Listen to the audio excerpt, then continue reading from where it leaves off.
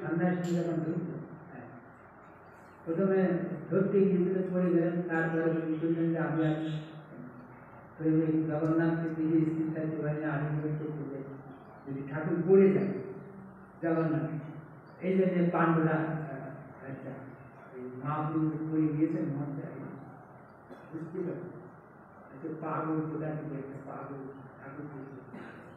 আর এই সময় আগে ভট্টাচার্য অনেক রাজগুরু ওখানে সেই সময় আর সেই পান্ডারাই পরিচালনা কি করে পান্ডা ওই হাতে লাঠি ছিল, পাগল বলে এবার মারতে কৃষ্ণপুরের অজ্ঞান হয়ে পড়ে গিয়েছেন আর মারতে, আর এমন ধমক দিয়েছে রে মূর্খের দল, মহাভাগবত কৃষ্ণ প্রেমে এরকম পড়ে গিয়েছে জগন্নাথ, তাকে মারতে যায়, পাগল ভেবেছে, তারা থমকে যায় বর্ণন হয়েছে। তখন মহাপ্রভু বললেন যে আমি আর আজ থেকে ওই গৌরীর পিছনে থেকে দেখবো আর ভিতরে, ওই জন্য ওই গৌরীর পিছনে এইরকম হাত দিয়ে দেখতেন, বাঁ হাতের সাপটা এইরকম গৌরীর স্তম্ভের উপর, এবার আঙুলের সাপগুলি এখনও রয়েছে নাকি, যারা যায়, আমি তো যাইনি বা আমার সেই ভাগ্য হয়নি দেখা, আছে সাপ আছে এখনো, হ্যাঁ আচ্ছা হ্যাঁ অন্ধকার, ওখানে তো ওখানে ওখানে মানে কারেন্টে মানে এই বৈদ্যুতিক আলো জ্বলে না নাকি, না বলছি যে জগন্নাথ মন্দিরে নাকি বৈদ্যুতিক আলো দেয় না, এই মানে ওটা পরবর্তীকালে সব ইয়েছে তো, কে ওই রকম বললো সত্যি নাকি আলো দেয় রাত্রি, হ্যাঁ বাইরে না মন্দিরের মধ্যে আলো রাত্রি জ্বলে, কে বললো যে আলো জ্বলে না এরকম, আচ্ছা আর কিছু জ্বলে না, যাই আগে হয়তো ছিল এখন পরিবর্তন হয়েছে, আচ্ছা হ্যাঁ যাই হোক, এই যে ভগবানের প্রেমে যে এইরকম যে দাপরে যে বাঁশি বাজিয়েছেন, সে কৃষ্ণের চরণ চিহ্ন, তারপর হরিণের চিহ্ন, যেখানে যেখানে চরণ পাহাড়ি বলে একটা পর্বত এসে আছে নন্দগ্রামের পাশে, তো এই সমস্ত চিহ্ন আদি রয়েছে এখনও প্রমাণ, দেখুন সেই কোন কতকাল হয়ে গেল এখনও সেই ভগবানের কীর্তি কী করেছেন, এ সমস্ত তো লোক এমনি কি আর কি শ্রদ্ধাবান যারা ভগবানের প্রতি এই দেখলে তাদের উদ্দীপনা হয়, প্রভুর চরণ এইখানে দিয়েছে। এই সনাতন গোস্বামী বৃদ্ধ হলে আর গিরি গোবর্ধন পরিক্রমা করতে পারেন না, বৃদ্ধ হলে যে অবস্থায় হাঁটা চলা অসুবিধা, এখন কৃষ্ণ তার হৃদয়ের বেদনা জেনে তিনি পরিক্রমা করতে পারেন না, বলছেন তোমার বৃদ্ধ হয়েছে একটা বালক রূপ, একটা এই গোবর্ধনের শিলা কৃষ্ণের পদচিহ্ন রয়েছে এনে সনাতন গোস্বামী, তোমার এইটা পরিক্রমা করলেই গিরি গোবর্ধন পরিক্রমা, এই কৃষ্ণের পদচিহ্ন দিয়ে গেলেন, আচ্ছা কৃষ্ণই দিয়ে গেলেন, হ্যাঁ কৃষ্ণই দিয়ে সনাতন গোস্বামী, যে তোমার দুঃখ গোবর্ধন পরিক্রমা করতে পারো না, এইটাকে প্রদক্ষিণ করো। এই জন্যে এই আমাদের এই যে সব বৈষ্ণবগণ ওই যে গিরি গোবর্ধন সাক্ষাৎ কৃষ্ণের অঙ্গ, ওই শিলাগুলো পড়েছে না, ওই যে বিভিন্ন দেশের লোকে নিয়ে যায়, আচ্ছা সব যাই যে ঝোলার মধ্যে ওই রকম আনতে না, ওর নিয়ম আছে, ওই গোবর্ধন আনলে ওখানে অতটা পরিমাণে স্বর্ণ দিয়ে তারপর আনতে হবে, হ্যাঁ এইরকম অনেক কিছু লেখা আছে গর্ভসংহিতায়, হ্যাঁ এমনি এমনি আনতে নেই, যারা সেবার জন্য আনে ভক্তরা যে মঠ মন্দির, হ্যাঁ আমাদের এই গিরি গোবর্ধন সাধারণত যাবার উপায় নেই, ওই গিরি গোবর্ধনেরই শিলা, হ্যাঁ আমাদের হরিজন মহারাজ ছিলেন, আমাদের মহারাজ যখন প্রতিষ্ঠা করেন এটা হরিজন মহারাজ, উনি বৃন্দাবনে রাধাকুণ্ডে ইনচার্জ ছিলেন, তখন এই করলে ওখান থেকেই বাস গিয়েছে পরিক্রমা, ওই গিরি গোবর্ধনের শিলা বাস্তার মধ্যে ভরে ওই গাড়িতে পাঠিয়ে দিয়েছে, এখানে ওই দেওয়া হয়েছে, চারটা ছিল বড় বড় এইরকম, ওই উপরে ছিল, এখন চারটা না পাঁচটা আমরা প্রথমে এসে দেখি।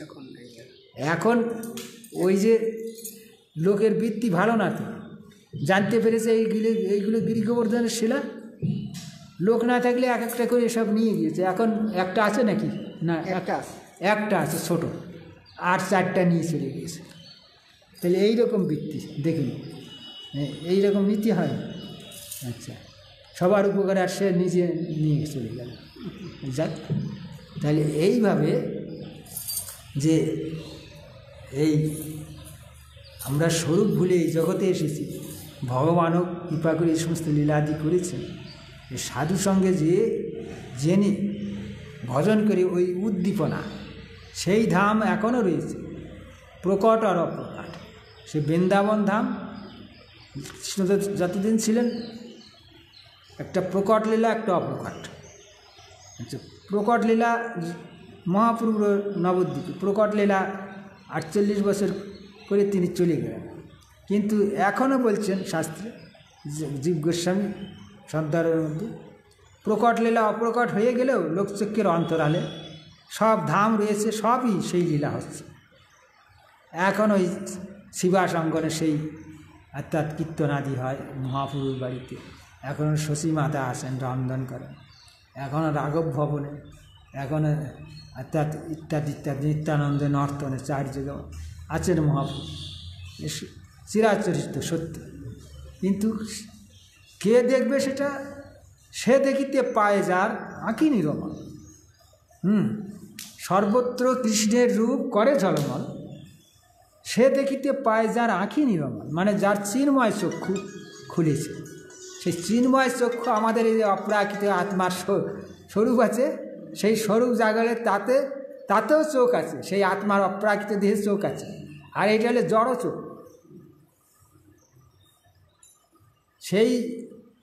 সেই দেহটা এই 3.5 হাত ইসের এই মাইক শরীরের মধ্যে, সেই দেহটাও এরকম এই জোড়া এইরকম রয়েছে এই শরীরের মধ্যে। দেখছে সেই এইটা মানে সেই তার শক্তিতে এই জড় চোখ দেখছি। কিন্তু আমাদের ভাবনা হয়েছে যে আমরা এই চোখকেই দেখছি। এই জন্য প্রভুপাদের হরিকথা আছে, মাংস চক্ষু কখনো দেখতে পাই না। হ্যাঁ, মাংস চক্ষু থাকে, আত্মা নাই, আর দেখে না। কিন্তু আত্মা ছিল তখন দেখে। তাহলে মাংস চক্ষু দেখছে না, সেই দেখাচ্ছে। যেমন পাখা, আলো, বৈদ্যুতিক আলো, সব যন্ত্র আছে। কারেন্ট চলছিল, কারেন্ট চলে গেল, বন্ধ হয়ে গেল। আর যত সময় না আসবে, হ্যাঁ, তাহলে কার শক্তিতে চলেছে? ওই রকম অদৃশ্যভাবে যেমন কারেন্টটা থাকে, তেমনি অদৃশ্যভাবে এর মধ্যে আছে। এটা শুধু বিবেক দ্বারা এটা শাস্ত্রে দিয়েছে। প্রহ্লাদ মহারাজের উপাখ্যানার 7ম স্কন্ধে অসুর বালকে বোঝাচ্ছে। যেমন গন্ধবহ, বায়ুর এক নাম গন্ধবহ, বাতাসের এক নাম গন্ধবহ। মানে গন্ধটা, ফুলের গন্ধ, ওই ফুলে গন্ধ আছে কি না আপনি কি করে জানবেন? ওই যে বাতাসে ওই ফুলের গন্ধটা বহন করে নিয়ে যাচ্ছে আপনার জগৎজোড়াতে বাতাস, ওই নাকে দিয়ে যে এই যে সুগন্ধ কি কুগন্ধ আপনি কি করে জানবেন? বাতাসের দ্বারাই সেটা আপনার কাছে পৌঁছাচ্ছে বা নাকে ধরে নিচ্ছে। তাহলে বুদ্ধি দ্বারা এইটা এই ফুলের গন্ধ, এটা এই ফুলের গন্ধ, এই একটা ফুলের এক রকম গন্ধ আছে না, সে বুদ্ধি দ্বারা আবার বিবেক হচ্ছে। তাহলে বুদ্ধি দ্বারাই ওই রকম যে এই জড়দেহের মধ্যে আত্মা, চিৎকণ আত্মা আছে, আর জড়দেহ আছে, ভৌতিক দেহ। এই বুদ্ধি দ্বারাই এইরকম বিভাগ করতে হবে যে এই জড়দেহটা সেটা হলে চেতন অনুচিত, সেই জীবাত্মার অপ্রাকৃত দেহটা চেতন, আত্মা চেতন। এই জন্য আছে থেকে সব চেতন। এরকম মশায় কামড় দিলে ব্যথা লাগছে, স্পর্শ করলে বোঝা যাচ্ছে কি আমায় শুয়েছে। গরম লাগলে বোঝা যাচ্ছে গা ঘেমে যাচ্ছে, অসহ্য। আবার বাতাস লাগলে আরাম লাগছে। সব ওই চেতনাটাকে আত্মা হলে চেতন বস্তু, আর জড়দেহ অচেতন। কিন্তু বুদ্ধিপূর্বক শ্রবণ করে এই জড়দেহের মধ্যে যে চেতন বস্তু অনুচিত আত্মা আছে, ওই তার কথা ওইটাই আমাদের স্বরূপ, ওই কথা ভুলে গিয়েছি যেন স্বস্বরূপের অপ্রাপ্ত। আর অসৎতৃষ্ণা অপরাধ হৃদয় গেল। কৃষ্ণ নাম করতে গেলে কৃষ্ণ নামে আছে অপরাধের বিচার। শ্রবণ কীর্তন করতে করতে আত্মাকে মুক্ত করতে হবে প্রত্যেকে। তাই এখানে সেই কথা বলছেন যে সেই স্বস্বরূপের অপ্রাপ্তি জীবের প্রথম অনর্থ। জড়বস্তুতে অহংমমাদি বুদ্ধি করিয়া অসৎ সুখাদি তৃষ্ণাকে অসৎ তৃষ্ণা বলে। এই জড় শরীরকে আমি আমার করে এখন ভালো ভালো খাবো পরবো, এই যে এই বৃত্তি নিয়ে একে বলে অসৎ তৃষ্ণা। তৃষ্ণা মানে কামনা বাসনা, সুখের জন্য। কিন্তু পুত্রৈষণা বিত্তৈষণা ছোটোবেলায় বড় হলে আবার যখন সেই কিশোরকাল চলে যাবে তখন যৌবন আসবে, তখন আবার পুত্রৈষণা মানে পুত্রের কামনা, অর্থাৎ বিবাহ করতে হবে, ঘর পাততে হবে। তাহলে অর্থাৎ ছেলে মেয়ে হচ্ছে। বিত্তৈষণা এখন সংসার হয়ে গেলে এখন এই অর্থ করি না হলে সব দ্রব্যাদি পাওয়া যায় না। হ্যাঁ, এই জন্যে এই সমস্ত ক্রমে ক্রমে সংসার করতে গেলে যা লাগে। বিত্তৈষণা স্বর্গৈষণা, এই জগতে ভোগ করলাম, স্বর্গে আরও সমৃদ্ধ সুখ আছে, এই জগতে তো করে গেলাম, আবার স্বর্গের সুখ পাওয়ার জন্যে পুণ্য কর্ম করলে স্বর্গ সুখ পাওয়া যায়, সেটাও করলাম। এই তিন প্রকার অসৎ তৃষ্ণা। হ্যাঁ, এই জন্যে যারা হরিভজন করতে যাবেন, হ্যাঁ, নাহি মাগি, আচ্ছা, ভোগ মক্ষ পরিহার। ভোগ এই যে অসৎ তৃষ্ণা মানে ভোগ, মোক্ষ পর্যন্ত পরিহার, যে আমি ব্রহ্ম হয়ে যাব, ভোগ করে না তারা, ব্রহ্ম হয়ে যায়, ওটাও পরিত্যাগ। তাহলে অসৎ তৃষ্ণা যে এখান থেকে ভোগ করলাম, দান ধর্ম আদি যজ্ঞ আদি করলে পুণ্যে স্বর্গ যে দেবতার মতো, ওরাও যে সুখ একই, অমৃত আদি ভোজন, নন্দন কানন ইত্যাদি ইত্যাদি ভ্রমণ ইচ্ছা। এই জৈব ধর্ম প্রথম দিকে বলেছে। অপরাধ দশবিধ, নাম করতে গেলে দশবিধ অপরাধ আছে। তারপরে বলি আবার সেবা করতে গেলে অপরাধ আছে। নাম করতে গেলে 10টা কম, সেবা করতে গেলে 32 অসংখ্য অপরাধ। এ সমস্ত জানতে হবে। নিরপরাধে হরিনাম বা সেবা জানলাম না, শ্রবণ করলাম না, সেবা করে যাচ্ছে। হ্যাঁ, সেবা করলে কী হবে? অপরাধ হয়ে যাচ্ছে। এখন আমি ঠাকুরের রান্না করি, এখন ধরুন আমার এই দেহে যা রয়েছে ভৌতিক বস্তু সব অশুদ্ধ। যা খাচ্ছি অশুদ্ধ না, পায়খানা প্রস্রাব মলমূত্র ঘর্ম সব অশুদ্ধ, ভৌতিক বস্তু। সার দেহে লাগছে, অসার বেরিয়ে যাচ্ছে। তাহলে এখন রান্না করছি, আর এই শীত আসছে, এখন শীতের সময় ঠান্ডা লাগলে ওই দেখবেন বাইরে অন্ন রান্না করে, কড়াইতে দিয়ে এরকম আগুন করছে, আর সব ওই মঠও করে। আর আমরা তো এই সমস্ত জানি না, করলে যদিও আগুনই করায় তাহলে হাতটা যেন কড়াইয়ের উপর না দেওয়া হয়। ওই যে ঠাকুরের তরকারি কেন হাতে ময়লা সূক্ষ্মভাবে থাকে, ওর মধ্যে পড়তে। আবার অনেকে এই আগুন পোয়াচ্ছে হাত দিয়ে এইরকম, আর নানান রকম কথা বলছে। মুখের বিন্দু কথা বললেই বিন্দু ছিটবে, ওর মধ্যে যে পড়ছে। এই যে আমি হয়তো জানতে পারছি না, অনেকে নিষেধ করলেও মানে না, ওই যে ওটা অপরাধ হয়ে গেছে, সূক্ষ্মভাবে অপরাধ হচ্ছে। তাহলে আমার মুখের বিন্দু নিজেরই যদি অপরের, আপনার দেখলাম যা কথা বলতে বলতে ওর মধ্যে এক বিন্দু ছিটিয়ে পড়েছে, তাহলে নিজেরই মৃত্যু হবে না ক্ষতি। আর ভগবানের দিলে সেটা কী করে হবে? অপরেরটা। নিজেরটা বললে নিজের ঘৃণা নেই, কিন্তু অপরেরটা বললেই ঘৃণা আছে না?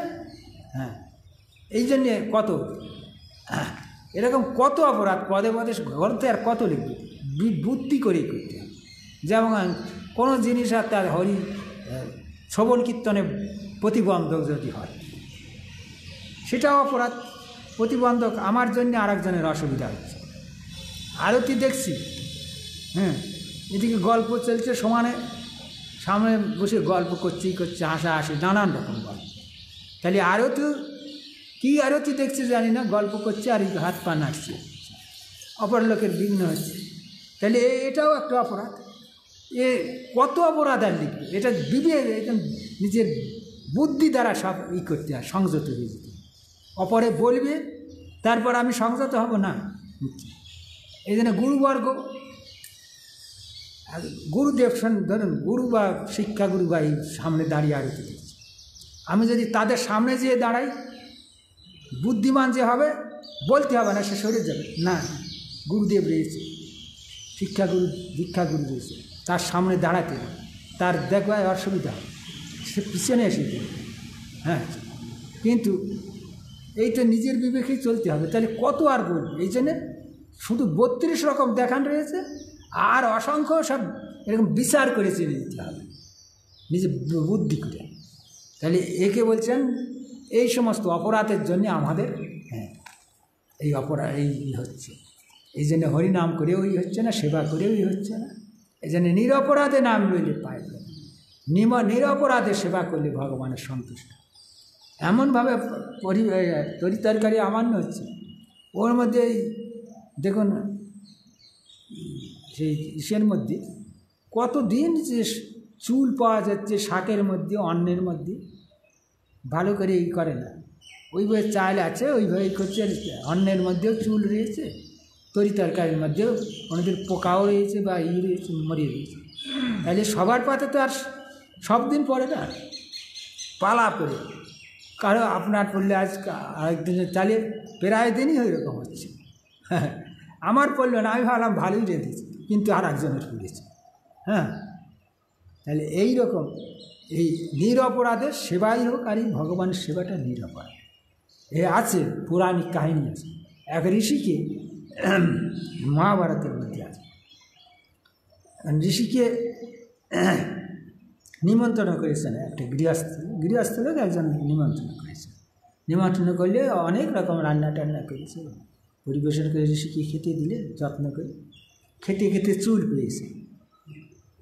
চুল পেলে ঋষি এখন এইবার যে আরে দুরাচার, তুই আমার মাংস ভক্ষণ, চুল তো মাংসের থেকেই তৈরি হয়, চুল তুই নরমাংস ভক্ষণ করালি, মাংস ভক্ষণ করালি, অভিশাপ দিয়ে দিল। এই জন্যে সে শকুন হয়েছে নাকি? হ্যাঁ, শকুনটা মাংস খায়, তুই আমাকে মাংস খাওয়ালি, নিমন্ত্রণ করিয়ে নি। এই জন্যে দেখুন অভিশাপ দিয়ে দিল। তা এইরকম ওইটা চাইলে যারা আছে তারা কি আর ওই এইরকম ভগবানের সেবা এইরকম করবেন? গুরু বৈষ্ণব কার কাছে যেন অপরাধ নেই, কিন্তু এগুলো কি আর বলে দেওয়ার কথা? বললেও শোনে না।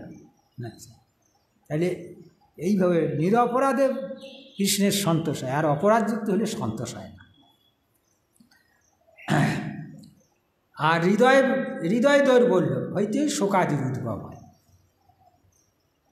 এই জন্যে ধরুন মরণ তো আমাদের শরীরে মরণ নেই, আত্মার মরণ নেই, অথচ কারো বাবা মরে গেল এই জগতে, ব্যবহারিক জগতে, ছেলে মরে গেল, আত্মীয় স্বজন মারা গেল, তার জন্য শোক মহতে পাগল হয়ে গেল। তাহলে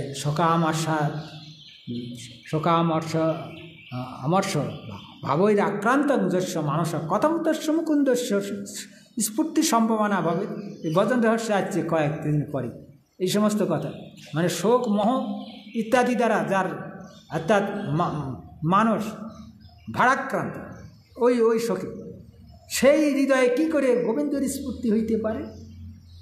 এই জন্য সাধুগণ, হ্যাঁ, খান্তির অব্যর্থ কালত্ব, হ্যাঁ, মানশূন্য আশাবন্ত সমৎকণ্ঠা নাম গানে সদা আছে। খান্তি মানে শোকের কারণ হইতে ক্ষোভ নাই, ক্ষোভের কারণ সত্য ক্ষোভ নাই। হ্যাঁ, এটা লেখা রয়েছে। তাহলে এইবার আমাদের জগতে নিজের দেহের সঙ্গেই আমার কোনো, অর্থাৎ এরা ভুলক্রমে আমি আমার করছি, না শুদ্ধ আত্মার এই প্রাকৃত দেহের সঙ্গে কোনো সম্বন্ধ নেই। যারা ওই ভূমিকায় গিয়েছে ওই তত্ত্ব জেনে এই দেহের সঙ্গে আমার কোনো সম্বন্ধ নেই। ভক্তিবিনোদ ঠাকুর লিখেছেন ওই শেষের দিকে ওই রকম তিনি ছিলেন।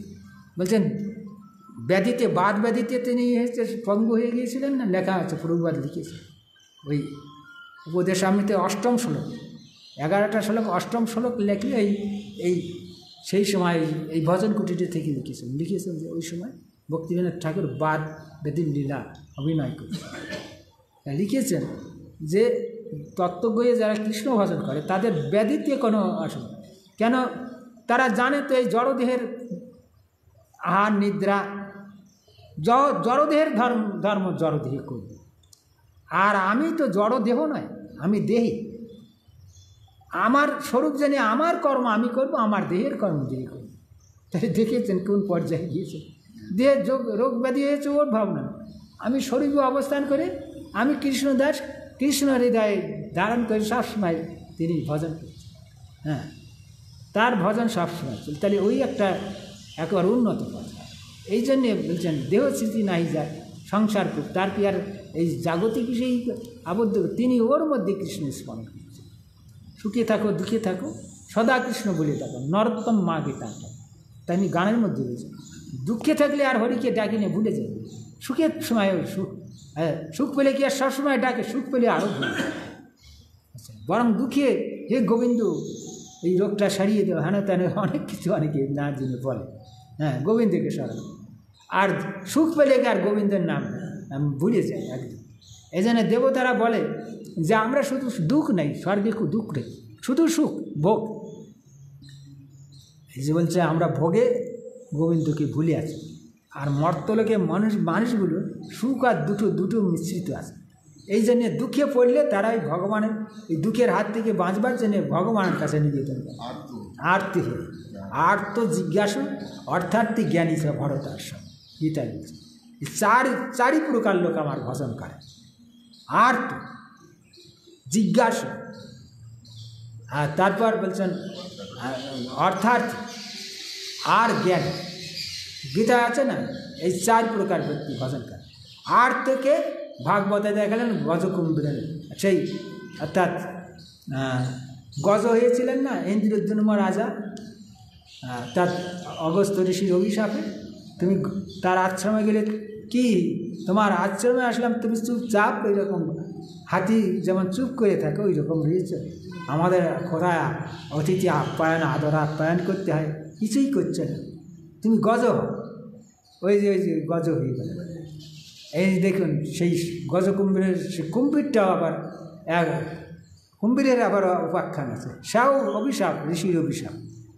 ওই জলের মধ্যে কুম্ভীর হয়েছে, দেবলমান নামক একজন ঋষি ছিল, তিনি ওই হিমালয়ের ওইদিকে এই চড়া জল তো পাহাড়ি নদী, এই বুক জল মাজা জল স্নান করছে।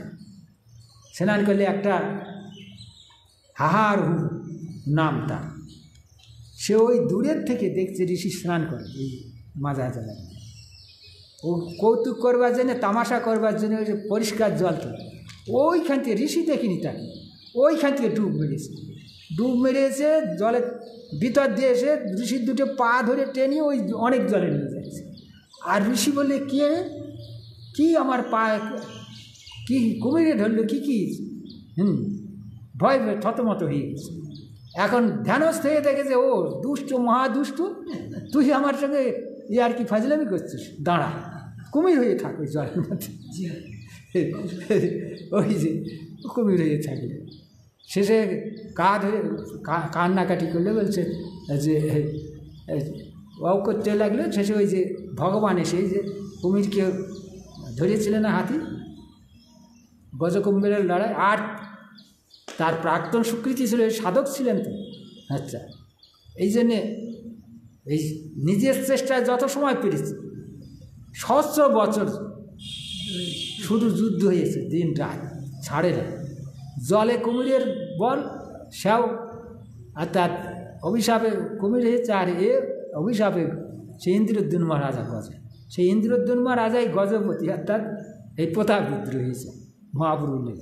গজপতি বলে না, গজপতি অর্থাৎ ওই সেই ইন্দ্রদ্যম্ন রাজা মহাপুরুর পার্শ্বদ হয়ে আসছে, এই জন্যে মহাপুরুর কৃপা। তাহলে দেখুন তার যত সময় পেরেছে চেষ্টা টানাটে, হ্যাঁ, এই হাতি বল পায় নাই, গলা জল বা বুক জলে নেমে গিয়েছে সেই সরোবরের মধ্যে, আর কুমির তো সেই সরোবরে আছে। তাহলে হাঁটু জল টল হলেও একটু বল হতো, অত জলে আর বল পায় না। আচ্ছা, এখানে কুমির টানে ওদিকে আর ডাঙায় উঠতে পারে না, এরকম করে তার চিৎকার করতে লাগলে এখন ওর আত্মীয় স্বজনের স্ত্রী ছেলে মেয়ে ভাই বন্ধু যারা ছিল সব ওরা এইরকম সুর দিয়ে ওকে ধরে টানছে, কিছুতেই টুটতে পারবে না, জলে নেমে সব টেনে পারল না। তখন এই দিন কত যে ও আর বাঁচার যাবে না, ওই তীরেই বসে থাকলে স্ত্রী পুত্র ছেলে মেয়ে যারা ছিল দিন কত বসে থেকে শোক, খুব শোক তাপাদি করলো, তার জন্য কান্নাকাটি করলো। তারপর দেখলে এবার বাঁচা যাবে না, আর আমরা কতদিন না খেয়ে বসে থাকবো, ওরা চলে গেল। তাহলে দেখুন, আর এই জগতের হচ্ছে পরিণাম। এই যে যতই যে আমার আমার করুক, আর আমার তুমি আমার আমি তোমার এক জীবন হয়ে গিয়েছি, ওই এইখানে পরীক্ষা চলে গেল। তখন দেখো এই যাকে আমার স্ত্রী আমার স্বামী এত মাখামাখি, আজ আমার বিপদে, আজ আর আচ্ছা এই জন্য সুখের সময় আর তার সবাই বন্ধু জোটে, আর দুঃখের সময় কেউ করে না। আচ্ছা, এখন সেই দশা হয়েছে আমার। তখন ওইভাবে তবু যুদ্ধ করেছে, করার পরে তারপরে আর সেই বল ক্রমে ক্ষীণ হয়ে আসছে, না খাওয়া আর অতদিন ধরে যুদ্ধ। এখন ওই প্রাক্তন সুকৃতির বলে, সেই প্রাক্তন একে বলে সুকৃতি, যেমন অজামিলের প্রাক্তন সুকৃতি এসে ওই আসল নারায়ণের স্মৃতি জাগিয়ে দিয়েছে এনারও, যে বিপদে মধুসূদন ছাড়া আর গতি। হ্যাঁ, এই জন্য ত্রাহিমাং মধুসূদন, ত্রাহিমাং মধুসূদন বলছে না। আর এই সরোবরে পদ্ম বলছিল, এই সুর দিয়ে তুলে এইরকম এই মানে শ্রদ্ধাপূর্বক এইরকম যেমন মানুষে অর্চন করে, এইরকম ত্রাহিমাং মধুসূদন বলে এই সুর দিয়ে এইরকম ভগবানের চরণ। আর ওইখানে বিপদহারী মধুসূদন তিনি গরুরের পিঠে এসেছে, আকাশ থেকে নামছে মধুসূদন। ওই এই সরোবরের ওই গরুরে শূন্যেই রয়েছে নারায়ণ, এরকম হাত দিয়ে এরকম গছটাকে ধরলেন, আর গরুর এরকম উড়িয়ে, অর্থাৎ কুমিরটা পায়ে কামড়িয়ে আছে হাতিটা, হাতি আর ওই কুমির সহ গরুর পিঠে ভগবান এই উপরে নিয়ে আসে। এইবার তারপরে ছাড়ে না, তখন চক্র দিয়ে ওই কুমিরের বদন কেটে তারপর তাকে ছাড়িয়েছে। আচ্ছা, যে দুইটাই সাপ মুক্তি হয়ে গেল। আচ্ছা, তাহলে দেখুন আর্ত, এই আরতি ভরে, সুখ থাকলে কোনো সময় আরতি আসে না, দুঃখে পড়ে এই দুঃখ কষ্টের মধ্যে এই ভগবানকে ডাকে। আর্ত জিজ্ঞাসা, জিজ্ঞাসা সনকাদি ঋষিকর নৈমিষারণ্য। আচ্ছা, কলিযুগ আসছে, ওই যে ভাগবত শ্রবণ করেছে, আর্ত জিজ্ঞাসু। আর অর্থার্থী আছে অর্থাৎ ধ্রুব, পিতার সিংহাসনে বসতে কোলে বসতে গেলে বিমাতা তাকে বসতে দিল। হ্যাঁ, ধ্রুব অন্য ভাইয়ের নাম, বিমাতার ছেলে, ধ্রুবের। এখন উত্তম, এখন যদিও ধ্রুবের মায়ের চেয়ে আচ্ছা তাকে একটা বিমাতা ওই উত্তমের মাকে বেশি ভালোবাসে। ছেলে তো ছোটো ছেলে বোঝে না, বাবার কোলে রাজা উত্তম বসে আছে, সেও বসতে গিয়েছে, কোলে বসিয়েছে, রাজা কোলে নিয়েছে, আর এসেও বিমাতা এসে এখন কোলের থেকে টেনে নিয়েছে। তোর এত বড় সাহস,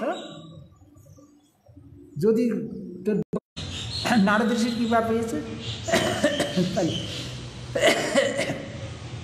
এইভাবে 6 মাসের মধ্যে তিনি ভগবানকে প্রাপ্তি হয়েছে। ধ্রুবের সাধনা এইরকম সে এক পায়ের উপর ভর দিয়ে এইটা দিয়ে গেছে, এক পায়ের উপর ভর দিয়ে আর এক পা উঁচু করে এইরকম ভগবানকে ডাকছে এক লোক। তাহলে তপস্যার এইরকম প্রভাব, তার এটা আরাধনা, তপস্যা করছে। বলছেন ভাগবতে লিখেছেন, একটা বড় হাতি যদি একটা নৌকায় তোলা যায়, বড় নৌকায়, হাতিটা তো কম ওজন না, তাহলে হাতি এখন যদি এই দিকে পায়ে ভর দেয়, এইদিকে আচ্ছা এই পায়েটা ভর দেয়, এই পাটা উঁচু করে, এইদিকে পা দুটো ভর করে, নৌকা যেমন উল্টিয়ে যেতে চায় হাতির ভরে ভারী, আবার এদিকে পা দিলে এইদিকে, তাহলে ধ্রুব যখন পা বদলান, যখন এই পায়ে ভর দেন, পৃথিবীটা উল্টিয়ে এইভাবে চলে আসে। আবার এই পা যখন বদলে ওই পায়ে ভর দিয়ে করে আবার এই দিকে উল্টে যায়, সেই নৌকার মতো অবস্থা হয়েছে। তাহলে তপস্যার এমন প্রভাব, বল তাহলে বুঝে। তাহলে দেখুন 6 মাসের মধ্যে একান্তিকভাবে হরিকে ডাকলে এসে বললেন, কী বৎস তুমি, কী বর চাও? তখন বললেন, প্রভু বিমাতার বাক্যবাণে এসেছিলাম তোমার এসে, পিতৃকোলে উঠতে পারিনি দেখি, তা আমি আর তোমার কাছে বর চাইব না। হ্যাঁ, না তুমি আমাকে এই কামনা নিয়ে দেখিয়েছে, তোমাকে বর নিতে হবে। বলছে আমি ঠকে গিয়েছি। বলছে কাঁচ পোড়াতে পোড়াতে যদি কেউ কাঞ্চনের সন্ধান পায়, সে কি আর পুনরায় আর সেই কাঁচ তুচ্ছ জিনিস নিতে যায়? তা আমি ওই পিতার কোলের সিংহাসনে বসতে ওই তুচ্ছ জিনিস সে ইসে যাতে বসতে পারি তপস্যায় এসেছি। তোমাকে যখন পেয়েছে আমি আর আমার ওই তুচ্ছ জিনিসের দরকার। তো বললে যে না, আমাকে তো পাবেই, ওটাও তোমাকে নিতে হবে। তখন ওই যে একটা ধ্রুবলোক করে দিয়েছে, ধ্রুবলোক ওই বৈকুণ্ঠ, এই ব্রহ্মাণ্ডের মধ্যে বৈকুণ্ঠ ধ্রুবলোক, ওখানে ভগবান রয়েছে, ভাগবতে বর্ণনা আছে। তাহলে ওই সব মহাপ্রলয়ে ওই লোক নষ্ট হবে না, ভগবত ধাম নষ্ট হবে। তত্ত্ব সন্তান ধাম, যেখানে ভগবান থাকেন ধাম, এই নবদ্বীপ ধাম, ভক্তিবিনোদ ঠাকুরের যে মহাপ্রলয়ে সে মার্কণ্ড ঋষি 7 কল্প আয়ু পেয়ে তার প্রলয়ে মৃত্যু হলো না, জলে সাঁতারাচ্ছিল, তখন ওই গোদ্রুমে এসে উঠলেন না, আছে বর্ণনা আছে। তারপর ওইখানে মাত্র জেগেছে। আবার জীব গোস্বামী বর্ণনা করছে, এই যে শিবধাম, কাশীধাম, এই ভগবানের ধাম বা শিবের ধামও নিত্য। শিবের আরাধনা করে তাদের শিবলোক কেবল বৈকুণ্ঠের নিচে শিবলোক আছে নিত্য। কেননা অভিন্ন শিব আর কৃষ্ণ অভিন্ন তো, এই জন্য কৃষ্ণই এক মূর্তিতে শিব হয়েছে। তাহলে এখন এই যখন মহাপ্রলয় যখন খণ্ড প্রলয় হয়, খণ্ড প্রলয় হলে 3টা লোক ডুবে যায়। এটা বৃহৎ ভাগবতামৃতের মধ্যে এসে জীব গোস্বামী লিখেছেন, তার সন্দর্ভের মধ্যে, কৃষ্ণ সন্দর্ভের মধ্যে লেখা আছে। এখন এই 3 লোক ডুবে গেছে তলে, আর এটা আর স্বর্গ অর্থাৎ ভূ আর স্বর্গ, আর এই নিচের লোক ডুবে গিয়েছে প্রলয় যাবে, খণ্ড প্রলয়। এখন সমস্ত মুনি ঋষি বাই ওই যে ঊর্ধ্বলোকে স্বর্গের উপর মহাজনতপ, ওইগুলো ডুবে না, ওই দিকে উঠে গেছে। এখন ওইখানে উঠি এখন প্রশ্ন করছে ভগবানের কাছে ঋষিগণ, যে জলের মধ্যে ওই যে আলো জ্বলছে ওটা কি? প্রলয়ে সব ডুবিয়ে গেছে, কিন্তু জলের মধ্যে ওই যে আলোটা জ্বলছে, এই নিচের দিকে সে দেখি পৃথিবী ডুবিয়ে গিয়েছে, তো ওই জ্যোতির্ময় আলোটা কি দেখা যায়? বিরাট আলো জ্বলছে এখন জ্যোতি। তখন ভগবান বললেন যে ওইটা কাশীধাম, কাশীধামের জ্যোতি। ওই সোজা তারা বলছে কাশীধাম প্রলয় হয়ে গেলে ধাম নষ্ট হয় না, ধামকে স্পষ্ট করতে পারে। ধাম এই জগতের মধ্যে থাকলে জগৎটাকে স্পষ্ট করতে পারে। ওই জন্য ধাম ঠিকই আছে, এই জন্য সব হয়ে যাবে খণ্ডপ্রলয়। বৃন্দাবন থাকবেন, নবদ্বীপ থাকবেন, এটা অপ্রকার লীলা আছে না, এরকম সব ধাম, পুরী ধাম থাকবেন, ভগবানের ধাম নষ্ট হবে না। হ্যাঁ, আর মহাপ্রলয় যখন হবে, এটা বর্ণন জীব গোস্বামীরই পড়লে সব জানা যায়। যখন ব্রহ্মার আয়ু শেষ হয়ে যাবে তখন মহাপ্রলয় হবে, তখন প্রাকৃতিক প্রলয় হবে। প্রাকৃতিক জল, মাটি, আকাশ, বাতাস সব লীন হয়ে একবার কারণ সূক্ষ্ম হয়ে কারণান্নবসায়ের নিঃশ্বাসে চলে যায়। ব্রহ্মা আদি সমস্ত জীব আর এই পৃথিবী বলে কিছু থাকবে, শুধু ফাঁকা আর কিছু না। তখন ওই যে এই ধামও আর জীব নাই, জীব তো সব নিঃশ্বাসের মধ্যে আবার উদরে চলে গিয়েছে। তখন ওই ব্রহ্মসংহিতায় আছে, দিয়ে আছে। এখন এই ধাম আদি সূক্ষ্ম হয়ে সব এই মানে পৃথিবীর যত রেণু, পাঁচটা ভূতে তো সমষ্টি হচ্ছে পৃথিবী, জল, মাটি ইত্যাদি। আর বিরাট ভূত থাকবে না, সূক্ষ্ম হয়ে সব তার নিঃশ্বাসে। আর জীবাত্মা যারাই এসেছিল, এখন মহাপ্রলয় আবার নিঃশ্বাসের মধ্যে, উদরের মধ্যে প্রবেশ করবে। তাহলে আমরা একবার এই মহাবিষ্ণুর যৈশ্বৈক নিঃশ্বাসিত কালো অতালম্বী জীবন্তী লোমবিলিত লোমজাত ব্রহ্মাণ্ডের যে তার সৃষ্টিকর্তা ব্রহ্মা, তার জীবন আয়ু শেষ হয়ে গেলে মহাপ্রলয় হয়। তখন সূক্ষ্ম হয়ে কার্যে পরিণত আছে। এখন পৃথিবীতে সৃষ্টি কার্যের পরিণতি দেখা যাচ্ছে। এ কারণ মানে আর সূক্ষ্ম হয়ে মহাপ্রলয়ে আবার তার কারণ আর অবসায়ী তার নিঃশ্বাসে চলে যাবে, এক নিঃশ্বাসকালে ব্রহ্মা বাঁচে। তাইলে বলছেন তখন আর সমস্ত ব্রহ্মাণ্ড, এই ব্রহ্মাণ্ড মৃত্যু মানে সব ব্রহ্মাণ্ড, সব ব্রহ্মাণ্ডই আর সূক্ষ্ম হয়ে কারণ আর কিছুই থাকবে না। এই মাইক বিভূতি আর জগৎ থাকবে না। তখন জীব, তটভূমিকার জীব আবার সেই কারণার নবসায়ীর অঙ্গের মধ্যে লীন হয়েছে। আবার যখন পুনরায় নিঃশ্বাস ছাড়বেন, তখন আবার এই ব্রহ্মাণ্ড সৃষ্টি হবে, আবার তারা বেরিয়ে আসবে। এই আমরা একবার ওই ভিতরে সাঁতছি, আবার বেরিয়ে আসছি। ভজন না করলে, ভগবানের ধামে না উঠলে আমাদের এই গতি, তটভূমিকার ওই একবার যাব, আবার এর মধ্যে যদি কেউ সাধনা করে, ভজন করে যদি সে স্বরূপসিদ্ধি লাভ করে ভগবানের ধামে পৌঁছাতে পারে, যদ্গত্যা ন নিবর্তন্তে তৎ ধাম কর্ম। ভগবান বলেছেন, আমার যেখানে গেলে আর লোক এই পৃথিবীতে এসে আবার পুনরায় জন্মগ্রহণ ফিরে আসতে হয়, সেইখানে আমি থাকি। এই জন্য এর মধ্যে এই মহাপ্রলয় আসার আগে যদি আমরা কেউ সদ্গুরুর চরণে আশ্রয় নিয়ে ভজন করি, যদি ভগবানের ধামে তার সেবার জন্য, সেখানে তো এমনি সুখের জন্য যাব না।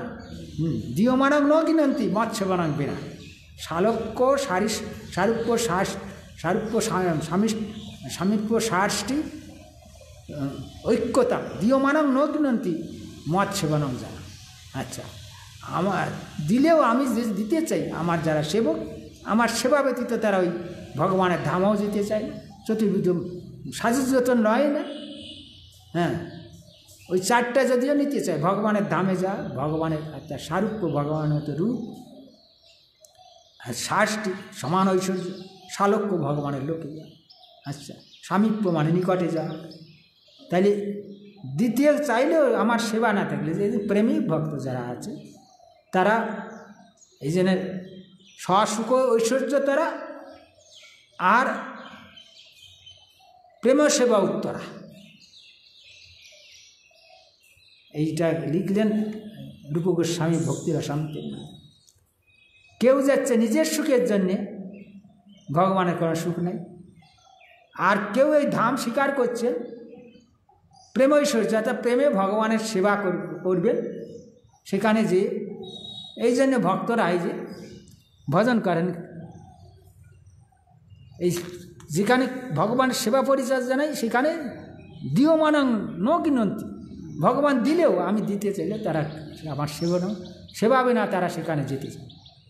এই জন্যে যারা এই ভৌমলোকে আমরা বদ্ধজীব হরিভজন করি, যদি কেউ প্রেম ভক্তি লাভ করতে পারে, প্রেম ভক্তি লাভ করলেই তিনি ভগবানের ধামে চলে যাবেন, তার এই জগতে থাকতে হবে না। ভগবান তাকে নিয়ে যাবে, নিয়ে অর্থাৎ পার্শ্বদ গতি, পার্শ্বদ হয়ে দেবে। তাহলে কৃষ্ণ লোক আছে, এখানে মহাপ্রভু কী শিক্ষা দিলেন সনাতন? ব্রহ্মাণ্ড ভ্রমিতে কোনো ভাগ্যবান বদ্ধজীবীর মধ্যে কেউ যদি ভাগ্যবান এইরকম থাকেন, সদ্গুরুর চরণ লাভ করে কীভাবে ভজন করে ভগবানের ধামে যান বলছেন। ব্রহ্মাণ্ড ভ্রমিতে কোনো ভাগ্যবান জীব গুরু কৃষ্ণ প্রসাদে পায় ভক্তি, মালি হইয়া সেই বীজ করে আর কোনো উপাজিয়া বাড়ে লতা। ব্রহ্মাণ্ড ভেদি যায় বিরজা ব্রহ্মলোক দেব ভেদি পরব্রহ্ম পায়, তবে যায় তদুপরি গোলক বৃন্দাবন কৃষ্ণ চরণ কল্প বৃক্ষে করে আর ওইখানে তারা চলে যান। সেই কৃষ্ণের সেই ধামেই চলে যাচ্ছেন, কৃষ্ণের সান্নিধ্যে চলে যাচ্ছেন। কৃষ্ণের যে সেবা করবে, কৃষ্ণ তো গোলকে রয়েছে, এখানে তো মানুষের সেবা করবে। এখন সাক্ষাৎ অর্থাৎ অপ্রাকৃত দেহ কৃষ্ণ চরণ, ওইখানে যেয়ে সেই অপ্রাকৃত দেহ প্রকাশ হবে। সেইখানে যে সাক্ষাৎ সেই অপ্রাকৃতের আত্মার অপ্রাকৃত দেহ আছে, সেইখানে প্রকাশিত হবে। সেই দেহে যে হাত আছে, সেই দেহে যে চোখ আছে, সেই রূপটা দেখা যাবে। এই সেই হাত দিয়ে সেবা করা যাবে। অথচ সেই আত্মা এই দেহের মধ্যে আছে, এখানে অপ্রকাশিত রয়েছে। তাহলে এই সমস্ত তত্ত্বই জানতে হবে। হ্যাঁ, শ্রবণের মাধ্যমে হচ্ছে। এই জন্য এই শেষের দিকে এইখানে বলা হয়েছে যে মায়া কল্পিত জীব পঞ্চপ্রকার, আচ্ছাদিত চেতন না সংকুচিত চেতন, আচ্ছাদিত চেতন, প্রস্তর মানে জঙ্গল, প্রস্তর আর গাছপালা স্থাবর। এই যত জীব আছে দুই ভাগে ভাগ করে, স্থাবর জঙ্গল। গাছপালা তৃণলতা এরা একই জায়গায় জন্মে আছে, কোথায় যেতে পারে। আর আর প্রস্তর যেমন অহল্যা পাশানি হয়েছে, যমলার্জুন নলকূপের বৃক্ষ হয়েছে, একই জায়গা জনম মরণ। আচ্ছা, তাহলে জীবের যে গতি হয় ওরকম শাস্ত্রেই পাওয়া যাচ্ছে। অহল্যা অভিশাপ দিলেন গৌতম ঋষি, ইন্দ্রের কার্য দেখে যে তুই পাশানি হয়েছে, আর ইন্দ্রিয়কে অভিযানে তোর সহস্র জনই হোক, তাই হোক। এমন ঋষির বাক্য, তপস্যার এমন ফল। তাহলে দেখুন, তারা আবার পুনরায় আবার মানব দেহ প্রাপ্তি হলো, যমলার্জনে আবার তারা মুক্ত হয়ে সেই আগের দেহে প্রাপ্তি হলো, ভগবানের পাশ্চাত হয়ে গেল। তাহলে আর জঙ্গম আচ্ছাদিত চেতন, সংকুচিত চেতন, এই যে পশু আদি বানর বা এই সব আলোচনা দিয়েছেন ওদিকে, তাদের বুদ্ধি আছে। পিপিলিকাটারও জঙ্গম মানে চলাচল করতে পারে, নড়াচড়া করে। জীবের মধ্যে একজন নড়াচড়া করতে পারেন, একজন নড়াচড়া করে। এর মধ্যে সে অনুচিত আত্মা আছে, জঙ্গম ওই তার শক্তিতে চলাচল হচ্ছে।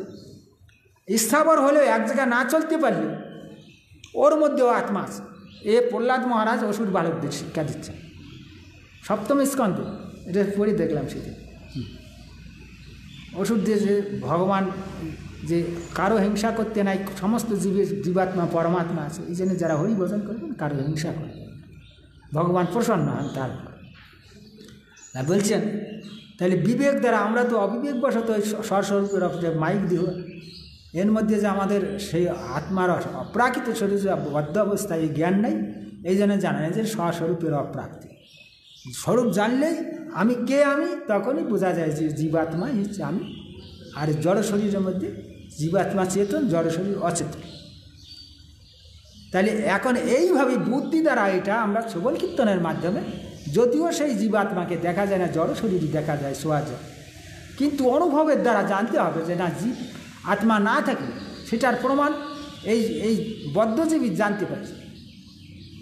মা বাবা যাকেই বলছে মৃত্যুর সময় আত্মাটা যেই চলে গিয়েছে আর অচল, তখন এই বাবা মরে গিয়েছে, মা মরে গিয়েছে, হ্যাঁ আমার আত্মীয় স্বজন মরে গিয়েছে, মানে আত্মা নাই। তাহলে দেখুন, বিবেক দ্বারা জানতে হবে যে তাহলে এই ওই সেই যে শাস্ত্রে যাকে অনুচিত জীব বলছেন, জীব শক্তি, আর পরমাত্মার জীবাত্মা আছে, এই হচ্ছে সেই জীব। এটা বিবেক দ্বারা, এটা দেখা ছোঁয়ার জিনিস না। তাহলে এইভাবে অনুমান করতে হবে, বিবেকের দ্বারা। ভজনটাও বিবেকের দ্বারা করতে হবে। হ্যাঁ, এই সমস্ত তত্ত্ব জেনে তত্ত্ব বিবেকের দ্বারা ভজন করতে হবে। এই তত্ত্ব বিবেক, ভক্তিবিনোদ ঠাকুর একটা তত্ত্ব বিবেক গ্রন্থ লিখেছেন, খুব সুন্দর সব তত্ত্বের কথা। মাইক তত্ত্ব আর একটা হলে চিৎ তত্ত্ব, চিৎ জগৎ আর মাইক জগৎ। চিৎ জগৎ অর্থাৎ অপ্রাকৃত বিরজার পরে অপ্রাকৃত ভগবানের ধাম যে জগতে আছে, ধামের থেকে বৈকুণ্ঠের থেকে আরম্ভ। আর অচিত জগৎ, অচিত মানে মায়া, আর চিত মানে চিত, অপ্রাকৃত। চিত অচিত মানে চিত নয় যা, তার একটা অকার, অর্থাৎ নং তত্ত্ব নিশ্চিত, সেটা চিত না। এই জন্য এটারও জড় আকার আছে, ওটাও আকার, চিত আকার আছে। কৃষ্ণের শরীর অর্থাৎ নরবপু নরকার, কৃষ্ণের শরীর সচ্চিদ আনন্দ কলেবর। আর যে কৃষ্ণের যে দাস জীব শক্তি, বদ্ধ আর মুক্ত দুই কৃষ্ণের দাস।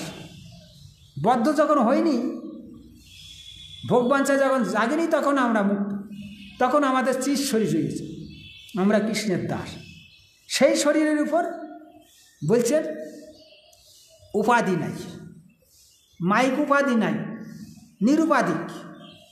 এই জন্য কৃষ্ণের সঙ্গে প্রেম প্রীতি করতে গেলে স্বরূপ জেনে ওই আত্মাই হচ্ছে আমি, জড় শরীর মাইক, শুদ্ধ অবস্থায় যে আত্মার স্বরূপ চিন্তা হবে।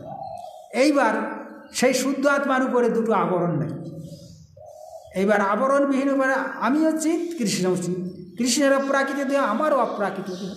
সেই অপ্রাকৃত দেহে কৃষ্ণের চরণ আসে, এই ভূমিকায় যায় শ্রবণ কীর্তনের মাধ্যমে। এই বলে শুদ্ধ ভজন। আর এই জ্ঞান যার নাই, তত্ত্ববিবেক নাই, সে মাইক জ্ঞান দ্বারা আমি মাইক দিও, কৃষ্ণ এই জগতে আসেন, কৃষ্ণের একটা মাইক দিও, এই মাইকভাবে তাকে দেখে। এই জন্যে প্রাকৃত মাইক মানে প্রাকৃত আর অপ্রাকৃত। প্রাকৃত করিয়া মানে বিষ্ণু কলেবর, বিষ্ণু নিন্দা নাহি আর ইহার।